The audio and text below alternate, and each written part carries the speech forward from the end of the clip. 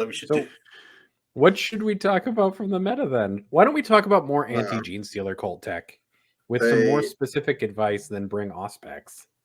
All right. So the way Genestealer Cults win games is by having very good passive scoring secondaries and also some secondaries that require them to throw away a very minimal amount of stuff that then takes board pressure off you and relieves pressure.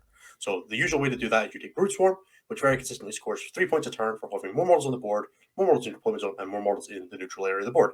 You can get 5 on it by going to your opponent's deployment zone. It's not necessary to score 15 on it. Genestealer Cult players sweat a lot by getting like the 5 on turn 2 and 3 on that.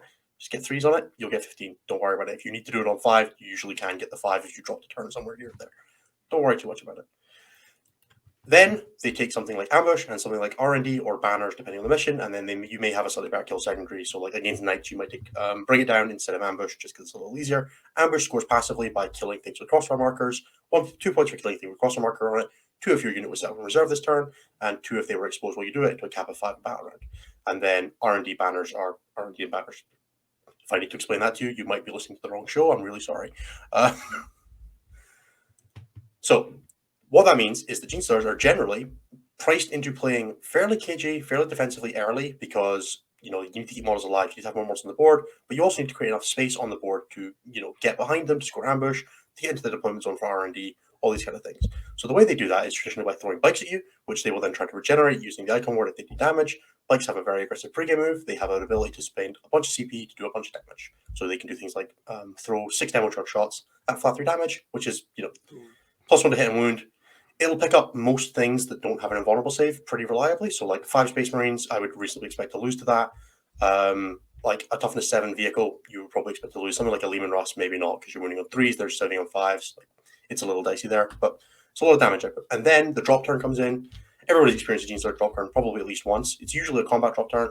These days, we're mostly playing shooting, which means you come in, you light the boulder up with seismic cannons, which are, ignoring cover, +1 to hit, +1 to wound, reasonably high AP in 1 and 2, but not setting the world alight. So, like, Storm Shields, problem.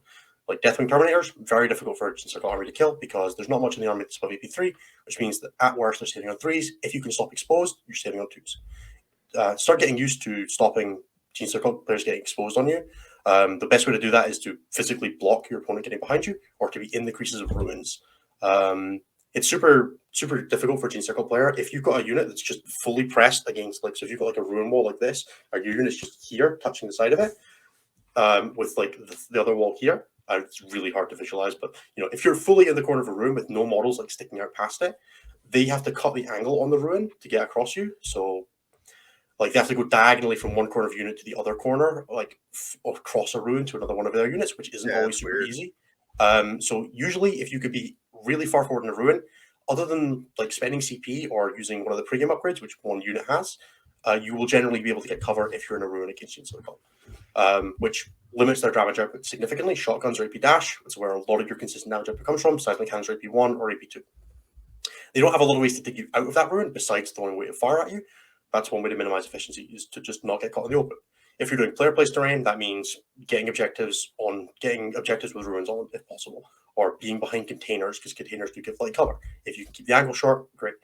Or using things like Auspex Scan, Forewarn for Craft Worlds to pick up the units that are dropping down on you. So yeah, maybe you're not able to get in range of the unit that's just dropped in front of you because they're 12.1 inches away and they're going to just not shoot their shotguns. But the unit that dropped in for crossfire and R&D, shoot them, and then they'll get +1 hit and wound. So it's always a thing to consider. You just have to be more diligent at screening. Remember that Genestealer can come in 6 away, but they usually don't want to because it's often quite good to try to hit charges with units that are going to die anyway, to just hold you up, hold you in position. The characters are usually very badly defended, especially if they've been listening to me, because it's really hard to chase down a Genestealer player's characters while they're putting a lot of pressure on you. Trying to find ways in your list to go and get them. So something like Iron Hands with the Land Speeders is great for this, because the Land Speeders can just disengage in the combat. You can pop the 1 CP stratagem to fall back and shoot and go and chase down a character. Making sure that they break in coherency. One really good gimmick for the Genestealer have is if you're in combat with a squad of 20 guys and you kill a few guys at the front, they may kill the guys in the middle, and then when they take the morale check, they fail it. They lose a few guys at the front, and then all the rest of the ones at the front where the combat is now die to coherency checks, and then the icon ward can regenerate models at the back end of the squad, which is not in combat, meaning the squad which doesn't natively fall back and shoot can disengage from combat, regenerate models, which will be seismic cannons, and then come back and shoot you anyway. So if you're trying to tag up Genestealer Cults, get as many models in combat as possible so that you can break them down into, like, you can make more models have to run for them to get away, or you can be in engagement range of as many as possible. Don't base Genestealer Cults when you're charging. Just get as much in there as you can to try and jam them up. If you can, get to the stuff by the icon board, because you will just limit it more. It's all little things like this that will make your game into Genestealer Cult a lot more palatable.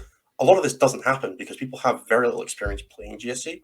A lot of the time, like even now when I show up to the table and like, you're 4-1, 3-0, whatever, and you're playing people who have a lot of experience playing 40k will not know what a Genestealer Cult really does. So you just kind of have to like put some effort in, try and get a practice game into them, put them on the table yourself on TTS or whatever. Just get some experience with them, because if Genestealer Cult are going to be forcing the meta, which I think they are, I think like about a month from now, there's no more excuse if you're just losing to GSC because you don't know what they do. You need to fix this problem yourself, because GW aren't fixing this until at least April. So the onus is on you to make a change. If you don't want to lose to GSC, go and get better. Go and practice into them. Design your list a bit differently. And like, because I don't know what Genestealer will do excuse stops holding water once they've been the top army in the meta, once they've been one of the top armies in the meta for a little while. Yep. Yeah, I mean, for guard, you have the order to deny deep strike within 12 inches. Right, I just spoke for a while. Sorry.